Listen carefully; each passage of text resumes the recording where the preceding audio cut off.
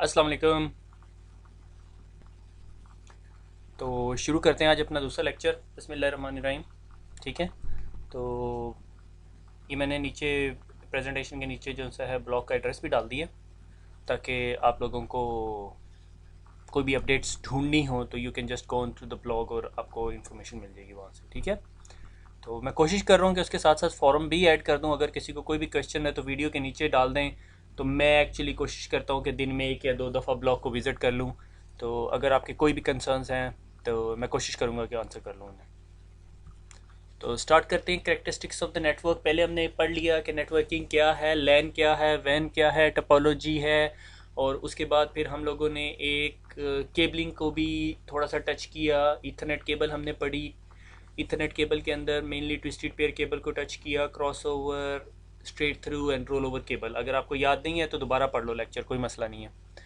तो अब नेटवर्क समझ आ गया। जब एक या एक से ज़्यादा कंपोनेंट्स को हम ऐड अप करते हैं तो वो एक नेटवर्क कहलाता है। ठीक है।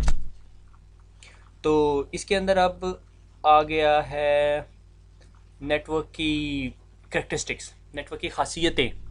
ठीक है। सबसे पहले खासियत जो एक अच्छे नेटवर्क के अंदर होनी चाहिए वो है स्पीड। ठीक है। कि नेटवर्क की स्पीड अच्छी होनी चाहिए। स्पीड का अब आप लोगों को सबको पता है कि अब कोई भी अपने घर के अंदर जो है मॉडेम से इंटरनेट नहीं यूज़ करता। अगर आप मॉडेम यूज़ कर रहे हो और ये मेरी वीडियो सुन रहे हो तो मुझे लग रहा है कि आप लोग कोई घंटा दो घंटा लगा के तो उसे बफर करते होगे। ठीक है। तो how fast data can transmit over the network, के नेटवर्क पे कितनी स्पीड से डाटा ट्रेवल कर सकता है। ठीक है। लाइक अगर मैंने एक एक नोड ए है और नोड बी दूसरी नोड है जो पाकिस्तान में दो डिफरेंट सिटीज़ में पड़ी हुई है, तो उनके दरमियान अगर मैंने डाटा ट्रांसफ़र करना है लाइक 1 GB 1 GB, और एक कनेक्शन जो है उस डाटा को 1 घंटे में ट्रांसफ़र करता है और एक कनेक्शन जो है 15 मिनट में ट्रांसफ़र करता है, तो ऑब्वियस है कि जो 15 मिनट में ट्रांसफ़र करता है वो नेक्स्ट कनेक्शन जो है वो फास्टर है। ठीक है। नेटवर्क के अंदर हर चीज़ स्पीड नहीं होती होती।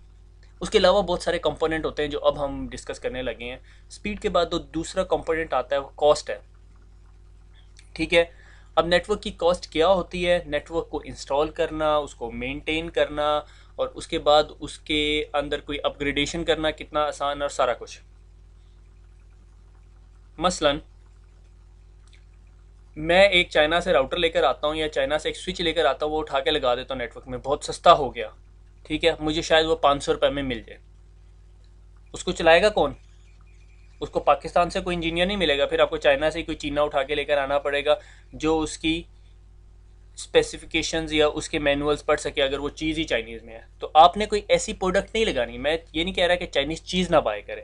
मैं ये कह रहा हूँ कि आप हमेशा वो प्रोडक्ट बाय करें, वो इंफ्रास्ट्रक्चर इंस्टॉल करें, वो प्रोडक्ट लगाएं जो ईजी टू मेंटेन हो। ये ना हो कि आपको अगर उस पोर्ट के ऊपर एक उस स्विच के ऊपर एक पोर्ट एनेबल करनी पड़े तो आपको कोई 20 कमांडें देनी पड़े।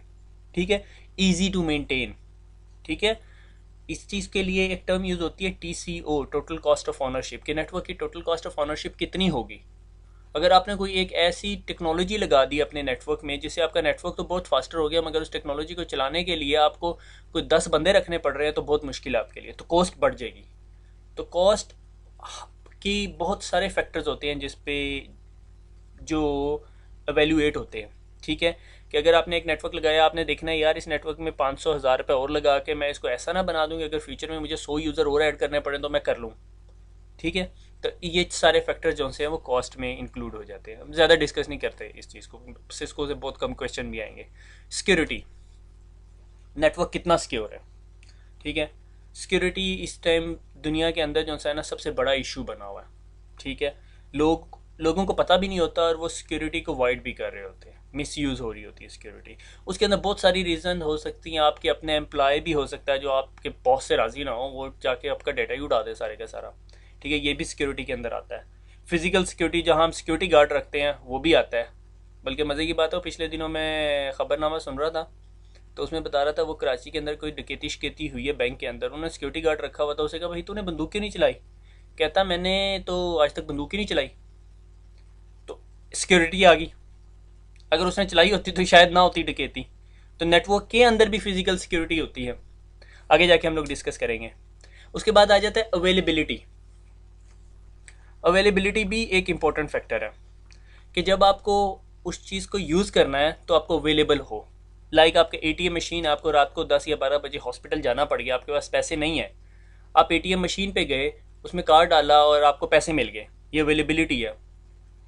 शुरू शुरू के अंदर मुझे अच्छी तरह याद है, वो सरगोदा के अंदर अक्सर 80% ऑफ एटीएम मशीन चलती नहीं होती थी, मगर क्लब रोड के ऊपर एक एटीएम मशीन होती थी जो अस्करी बैंक की थी मेरे ख्याल में, वो हर वक्त ऑन होती थी। तो अगर रात को आपको कहीं पैसों की ज़रूरत पड़ गई है और आपको चाहिए तो आप हमेशा अस्करी बैंक जाओगे, क्योंकि आपको पता है कि उसकी अवेलेबिलिटी ज़्यादा है, वो अक्सर चल रही होगी। ठीक है। तो अभी आपने अगर वेब सर्वर लेना होता है, अगर आप में से कोई जानने वाला या कोई वेब डेवलपमेंट में काम कर रहा है तो उसको अंदाज़ा होगा, आप लोगों ने जब वेब सर्वर लेना होता है तो आपने देखना होता है कि जो सर्वर आपने लिया है उसकी अवेलेबिलिटी कितनी है। ठीक है। यानी उस डेटा सेंटर की, या वो जो कंपनी आपका डेटा रखेगी अपने पास या आप सर्विसेज होस्ट करेगी अपने पास, उसकी अवेलेबिलिटी कितनी है। बहुत सारी कंपनीज कहती हैं हमारी 99.99 है, कुछ लोग कहते हैं हमारे पास 59 अवेलेबिलिटी है, 99999, 5 × 9 अवेलेबिलिटी है, परसेंटेज अवेलेबिलिटी। 99.997 का मतलब है कि आप पूरे साल के अंदर आपका जो सर्वर जो वो कंपनी अपने पास रखेगी वो सिर्फ 15 मिनट के लिए डाउन होगा। ये बहुत बड़ी कमिटमेंट है अगर कोई कह रहा है ये। ठीक है। आपकी मेरे ख्याल में टेलीफोन की सर्विसेज भी इतनी देर अपनी रहती है हर वक्त पाकिस्तान में। ठीक है। तो बल्कि जो टीयर 3 के डाटा सेंटर्स के अंदर जो है वो टीयर्स होते हैं। डाटा सेंटर क्या होता है, जहाँ पर आपके सर्वर्स पड़े, like Yahoo, Google, Hotmail, Facebook, Twitter और जो भी वेबसाइट्स हैं, ठीक है, यूट्यूब, इस तरह के तमाम जो सर्वर्स जहाँ पे पड़े हुए हैं ग्लोबल लोकेशंस के ऊपर, वो डाटा सेंटर्स हैं। यानी डाटा सेंटर क्या हुआ, आपने एक बड़ी सी बिल्डिंग ले ली, उसके अंदर एयर कंडीशनिंग लगा दी, उसके अंदर नेटवर्क ले आए, उसके अंदर सर्वर्स रख दिए, उसके अंदर डेटाबेसेस रख दी, और अब आपने कहा अब मैंने सारे इंफ्रास्ट्रक्चर को, ये सारे का सारा इंफ्रास्ट्रक्चर कहलाएगा, इसको अप रखना है। जब भी किसी को इंटरनेट से इधर मेरे डाटा सेंटर में पड़े हुए किसी सर्वर तक आना की ज़रूरत हो तो उसे वो मिले, दैट इज़ अवेलेबिलिटी। तो कुछ डाटा सेंटर जो से वो क्लेम करते हैं कि हम 59 अवेलेबिलिटी देते हैं, 99.999। वो रफली मेरे ख्याल में, मैंने वर्कआउट किया था पिछले दिनों, तो वो रफली 7 से 10 मिनट डाउन टाइम बनता है उनका पूरे साल में। ठीक है। उसके बाद आती है स्केलेबिलिटी एंड रिलायबिलिटी। ये दो डिफरेंट चीज़ें, मैंने इसलिए दोनों काट इकट्ठी लिखी हुई है, स्लाइड में जगह नहीं थी और मैं दूसरी स्लाइड पे जाना नहीं चाह रहा था। स्केलेबिलिटी होती है, आपने नेटवर्क बना लिया, कल को आपको पता चलता है आपने 10 बंदे और ऐड करने हैं, इसमें 10 यूज़र और ऐड हो गए, आपको पता चलता है हो अगर 10 यूज़र ऐड करने हैं तो इसमें तो कैपेबिलिटी नहीं है आपको, बल्कि सारी जो डिवाइसेस आपने लगाई हुई है सारी उखाड़ के फेंकनी पड़ेंगी और नई डिवाइसेस खरीदनी पड़ेंगी। This is a bad design. Okay, ये अच्छा डिज़ाइन नहीं कहलाएगा। अच्छा नेटवर्क का डिज़ाइन वो होता है या जिसके अंदर स्केलेबिलिटी इजी हो, जो स्केल हो सके। इसके लिए एक इंग्लिश में टर्म यूज़ करते हैं, फ्यूचर प्रूफिंग। कि मैंने आज एक नेटवर्क लगाया, मुझे चाहिए कि 100 यूज़र कनेक्ट करने हैं, मैंने जी 48 पोर्ट के 3 स्विच ले लिए। 48 पोर्ट पे पहले 48 यूज़र्स लगा दिए, 48 पे दूसरे यूज़र लगा दिए, और पहले जो उनसे है बाकी कितने बच गए, 4 5 6 कोई यूज़र बच गए, तो वो भी उठा के मैंने तीसरे स्विच पे लगा दिया। मगर मेरे पास अभी 40 पोर्ट्स और पड़ी हुई हैं। तो मैंने कहा जी मैंने फ्यूचर प्रूफ भी कर लिया नेटवर्क, मैं अभी नेटवर्क को एक्सटेंड कर सकता हूँ 48 और यूज़र्स तक, 40 यूज़र्स तक और। ठीक है, that is known as scalability, कि आप कितनी आसानी से स्केल कर सको। मैं ये नहीं कह रहा कि आपको पैसे लगाए बगैर स्केल कर लो, मगर कम से कम डिसरप्शन और कम से कम पैसे लगा के आप जब नेटवर्क को स्केल कर सको, उस चीज़ को कहते हैं स्केलेबिलिटी का कैरेक्टरिस्टिक। उसके बाद आ जाता है रिलायबिलिटी। रिलायबिलिटी के लिए क्या होता है, मैंने एक यहाँ पे एक टर्म लिखी हुई है, MTBF, mean time between failure. आप अगर कोई भी डिवाइस खरीदते हो ना, से सिस्को का स्विच, क्योंकि हम CCNA कर रहे हैं तो सिस्को का ही स्विच डिस्कस होगा। सिस्को का स्विच खरीदते हो ना, तो अगर आप उसकी डाटा शीट में जाओ तो उसके अंदर एक टर्म लिखी होती है, मीन टाइम बिटवीन फेलियर, कि ये स्विच कितने अरसे तक चलेगा और उसके बाद शायद वो बैठ जाए, डाउन हो जाए, उसकी एक एवरेज उन्होंने टाइम निकाला हुआ होता है। ठीक है, मुझे अभी एग्जैक्टली याद नहीं, मेरे ख्याल में एक एवरेज स्विच का जो टाइम होता है ना वो 3 साल होता है। वो 3 साल तक बगैर फेलियर के चलेगा। कितना रिलायबल है ये डिवाइस। ठीक है, सुजुकी मेरान और 86 करोला में कितना डिफरेंस है आपको पता है। ठीक है, वो 100 माइल चलने के बाद उसको अंदर मेंटेनेंस की ज़रूरत पड़ेगी, और 86 करोला कितने माइल चल के ज़रूरत पड़ेगी। जिनके पास 86 करोला वही बता सकते हैं, मेरे पास नहीं है। ठीक है, मेरे पास तो होंडा CD70 है। ठीक है, वो बहुत रिलायबल है, उसकी रिलायबिलिटी बहुत है। ठीक है ना, मैंने बड़ा रगड़ा दिया उसे। ठीक है, वो आप लाहौर की सड़कों पे जाके देख लें, वो लड़के तो वन व्हीलिंग वगैरह कर रहे होते हैं उसके ऊपर। ठीक ठीक है, कि रिलायबल कितना है नेटवर्क। ठीक है, नेटवर्क के ऊपर स्विच कितनी जल्दी उड़ता है। अगर मेरे पास एक नेटवर्क है, उसके अंदर 100 स्विचेस लगे हुए हैं, और मैं अभी जिधर काम कर रहा हूँ वहाँ पे हमारे पास कोई 750 स्विचेस लगे हुए हैं। ठीक है, उन स्विचेस के अंदर हमने जब एवरेज निकाली तो हमारे साल में 20 स्विचेस उड़ते हैं, 20 स्विचेस फेल होते हैं। Not a bad value. ठीक है, 750-800 स्विचेस के अंदर से अगर आपका साल में 20 स्विचेस उड़ने कोई मसला नहीं है। बल्कि इस साल हमारे जो 2011 हमने क्लोज किया उसके अंदर सिर्फ 11 स्विचेस उड़े, यानी एक स्विच पर मंथ भी नहीं बनता। ठीक हो गया, तो इसका मतलब जो स्विचेस हमारे पास हैं उनका मीन टाइम बिटवीन फेलियर बहुत अच्छा है। ठीक है, तो आगे चलते हैं। Need for network security, security के ऊपर बहुत स्पीचेज होती हैं। यूरोप के अंदर तो बहुत खप है सिक्योरिटी के ऊपर कि डेटा सिक्योर होना चाहिए। ये फेसबुक, सोशल नेटवर्किंग वेबसाइट्स और इनके बारे में बहुत सारी स्टोरीज है। ठीक है, तो need for the network security के 60-80% of network miss use come from inside. कि अगर किसी नेटवर्क के अंदर कोई मिस यूज़ होता है, मिस यूज़ क्या, कि मसलन मेरी कुछ डेटा फाइल्स थी जिन पे मैं काम कर रहा था। मैं फाइनेंस डिपार्टमेंट में हूँ, मुझे पता है जी डिपार्टमेंट में हर बंदे की कितनी कितनी सैलरी है। कोई और आईटी डिपार्टमेंट का बंदा उस फाइल को एक्सेस नहीं करना चाहिए, मगर वो एक्सेस कर लेता है और उसको पता चलता है यार मेरे साथ वाले कलीग को इंक्रीमेंट मिला, मुझे इंक्रीमेंट नहीं मिला, तो फड्डा बन जाएगा, बहुत बड़ा इश्यू हो जाएगा। मोस्ट ऑफ 60-80% ऑफ नेटवर्क के जो मिस यूज़ होते हैं वो अंदर से ही हो रहे होते हैं। वो बाहर से हैकर आके नहीं अटैक कर रहा होता, ये बाहर से नहीं किसी ने आके डाटा निकाला और दूसरे कुलीग को बताया ओ यार आपके कुलीग की तो सैलरी बढ़ी आपकी नहीं बढ़ी, ऐसा चक्कर नहीं होता। ठीक है, तो अंदर से कैसे सेव करना है, यही नहीं है कि बाहर से ही सेव करना है, अंदर से भी सेव करना है उस चीज़ को, नेटवर्क को। ठीक है, वो कैसे करना है, will discuss about it. Open and close network. Open and close network क्या होता है, एक ऐसा नेटवर्क जिसके अंदर बाहर से कोई यूज़र आ सके। लाइक एक ऐसा नेटवर्क जो इंटरनेट से कनेक्टेड है, और इंटरनेट एक ऐसी जगह है जहाँ से कोई भी बंदा कहीं पर भी जा सकता है। Internet is a open network. ठीक है, तो ऐसा नेटवर्क जिसमें पब्लिक नेटवर्क कनेक्टेड हो। अब मैं इंटरनेट की जगह एक टर्म यूज़ करूँगा, public network. Public network is sort of internet, कोई भी आ सकता है। ठीक है, तो ओपन नेटवर्क वो होता है जिसमें पब्लिक नेटवर्क से कोई भी बंदा अंदर आ सकता है। ठीक है, उस नेटवर्क के में पड़े हुए डाटा को देख सकता है या नहीं देख सकता, ये एक अलग क्वेश्चन है। क्लोज नेटवर्क वो होता है जिसका पब्लिक नेटवर्क से कोई लिंक नहीं होता। ठीक है, नॉर्मली जो डिफेंस फोर्सेस के नेटवर्क्स होते हैं वो पब्लिक नेटवर्क से कनेक्टेड नहीं होते, उनका अपने डेडिकेटेड लिंक होते हैं। लाइक अगर उनका कराची, लाहौर, इस्लामाबाद, फैसलाबाद में 5-6 जगह पे ऑफिस हैं तो उन्होंने इंटरनेट से आपस में नहीं जोड़े होंगे ऑफिस। मगर अगर कोई और ऑर्गेनाइजेशन होगी, उसने एक ओपन नेटवर्क बनाया हुआ है कराची, लाहौर, इस्लामाबाद, उन्होंने कहा सारे ऑफिस को इंटरनेट से कनेक्ट कर लो और हम आपस में data over the internet cross करेंगे। ठीक है, मैं उसकी डायग्राम दिखाऊंगा आपको आगे जाके। ठीक है, तो that's the difference between open and close network. Open network जो आपका पब्लिक नेटवर्क से कनेक्टेड होता है, लाइक इंटरनेट से कनेक्टेड होता है। क्लोज नेटवर्क जो आपका पब्लिक नेटवर्क से कनेक्ट नहीं होता, उसकी साइट्स या डिफरेंट लोकेशन आपस में एक डेडिकेटेड लिंक से कनेक्टेड होती हैं। डेडिकेटेड लिंक जिस पे कोई और बंदे का डाटा नहीं जा रहा, सिर्फ उन्हीं का डाटा जा रहा है। ठीक है, इस मोर सिक्योर, मगर एक्सपेंसिव भी होता है वो। अच्छा, हैकिंग जो सी है वो बहुत बड़ा इशू बन गई है, मगर आप लोगों को CCNA में नहीं पढ़ाना उसे, बस ये इस एक चार्ट दिया हुआ था सिस्को की बुक में, मैंने कहा डिस्कस कर लेंगे, काफ़ी अच्छे से डिस्कस होना शुरू हो गया। ये एक चार्ट है।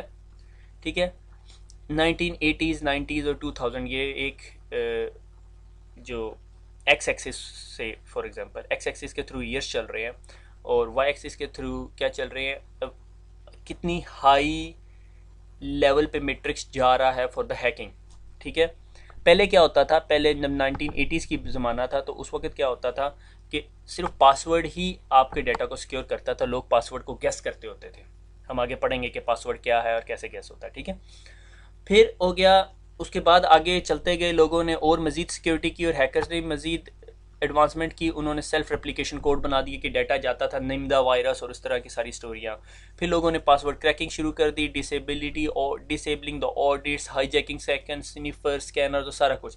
कि जिस तरह ये दो लाइनें हैं, एक ये वाली लाइन और एक ये वाली लाइन, ये वाली, ये दो लाइनें किस चीज़ को बता रही हैं कि जिस तरह लेवल ऑफ हैकिंग बढ़ता जा रहा है उस तरह ही टेक्निकल नॉलेज रिक्वायर्ड, ठीक है, technical knowledge required to do the hacking गिरता जा रहा है। उसकी वजह क्या है कि स्क्रिप्ट किडीज बहुत ज़्यादा आ गया। स्क्रिप्ट किडीज की आप एक टर्म सुनोगे जो ये कहलाता है कि कोई भी बंदा स्क्रिप्ट उठाए, अगर उसके पास एक अच्छा कोड हाथ लग गया है किसी के पास से, उसको यूज़ करे और थोड़ा बहुत जानता हो कि कैसे यूज़ करना है, तो वो हैक कर सकता है। एक बुक है, इंग्लिश में है, अभी आप सीसीएनए पढ़ लो, बड़ी बात है। बुक का नाम है कुकूज एग। एक एस्ट्रोनॉमिस्ट था, उसने कंप्यूटर पे काम करना शुरू किया, 1980s की बात है, और उसने एक हैकर पकड़ा। उसने कैसे वो हैकर पकड़ा और उसकी सारी स्टोरी है, sort of suspense digest type की चीज़ है, मगर वो इंग्लिश में लिखी हुई है, मगर वो बहुत पुराना है। वो एक ऐसा बंदा था जिसने पहली दफ़ा एक हैकर को पकड़ा जो जर्मनी में बैठा हुआ था और वो केजीबी के लिए काम करता था। Sort of very very suspense sort of book है। मैं सजेस्ट करता हूँ पढ़नी चाहिए, मगर पहले सीसीएनए पढ़ लो फिर वो पढ़ लेना, ठीक है।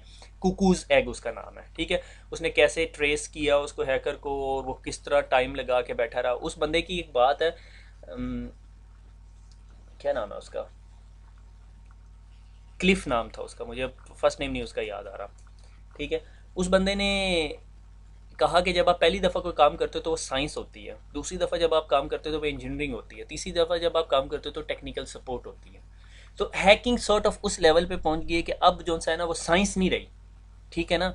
अब वो तकरीबन हर एक बंदा कर रहा होता है। लाइक वायरलेस का वेब क्रैक हो गया, कोई भी बंदा कर सकता है, ठीक है। छोटे बच्चे को दे दो कीबोर्ड माउस पकड़ा के, और सॉफ्टवेयर टूल्स बहुत सारे मार्केट में पड़े, कोई भी यूज़ करो, आप खोल सकते हो उसको, ठीक है। आगे चलते हैं, टेंशन नहीं लेनी बहुत ज़्यादा। अब आप सोच रहे हो कि मैं ये सीसीएनए छोड़ूं हैकिंग पढ़ लूँ पहले, ठीक है। पहले ये पढ़ लो फिर आगे हैकिंग भी पढ़ लेना। आगे चलते हैं, क्लासेस ऑफ अटैक, ठीक है। अटैक कैसे किया जा सकता है। अब डोंट टेक द इम्प्रेशन कि मैं आपको यहाँ हैकिंग पढ़ाने लगा, ठीक है। ये सिर्फ सिक्योरिटी का इंट्रोडक्शन देने के लिए है, ठीक है।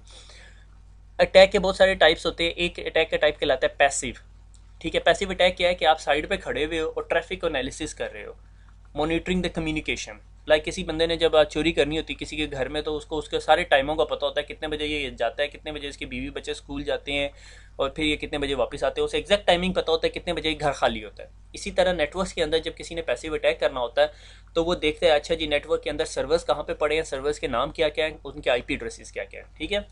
और उसके बाद आगे हम आते हैं एक्टिव अटैक्स। एक्टिव अटैक्स के अंदर क्या है, उसने ताला तोड़ना शुरू कर दिया अब उसने, ठीक है। उसे पता चल गया घर वाले सारे बाहर गए हैं, अब उसने ताला तोड़ना है। कौन सा ताला तोड़ना है, सबसे कम शोर मचाए बगैर, पीछे से आएगा, सामने से आएगा, खिड़की खोलेगा, जो भी तरीका आजमाएगा। एक्टिव अटैक नेटवर्क में क्या होता है कि आपको पता चल गया यार ये सर्वर जो है ना ये पासवर्ड मांगता है, आप उसको उसके ऊपर अब कोई एक ऐसा कोड चला दोगे या कुछ ऐसा कर दोगे कि वो पासवर्ड ना मांगे आपसे।